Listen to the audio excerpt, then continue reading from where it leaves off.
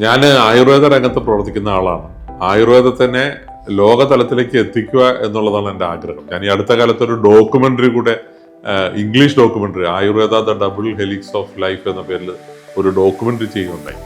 വേറെ ഒന്നുമല്ല, ആയുർവേദം എന്ന് പറയുമ്പോൾ അത് ആരോഗ്യ സംരക്ഷണത്തിനും ഇന്നുള്ള പലതരത്തിലുള്ള ലൈഫ് സ്റ്റൈൽ ഡിസീസസിനും ആയുർവേദത്തിലൂടെ പരിഹാരം കാണാൻ പറ്റുന്നുണ്ട്. പ്രത്യേകിച്ച് ഭക്ഷണം മരുന്നാണ് എന്നാണ് നമ്മളൊക്കെ പറഞ്ഞു കൊടുക്കുന്നത്. പക്ഷേ എത്ര പേർക്ക് അത് മനസ്സിലാകുന്നുണ്ട്, എത്ര പേർക്ക് അത് ജീവിതത്തിൽ പരിപാലിക്കാൻ സാധിക്കുന്നുണ്ടെന്നുള്ളതാണ്. അപ്പോൾ എന്നെ സംബന്ധിച്ച് പറയുകയാണെങ്കിൽ ഏറ്റവും കൂടുതൽ യാത്ര ചെയ്യുന്ന ആളുകളിൽ ഒരാളാണ് ഞാൻ. അപ്പോൾ ഭക്ഷണം ക്രമീകരിക്കണം എന്ന് ഓരോ ദിവസവും ഇങ്ങനെ മനസ്സിൽ കരുതുന്നല്ലാതെ യാത്ര ചെയ്യുന്ന സമയത്ത് നമ്മുടെ മുമ്പിൽ ഭക്ഷണം കണ്ടു കഴിഞ്ഞാൽ അത് നിയന്ത്രിക്കാൻ പറ്റാത്തൊരവസ്ഥ വരുന്നുണ്ട്.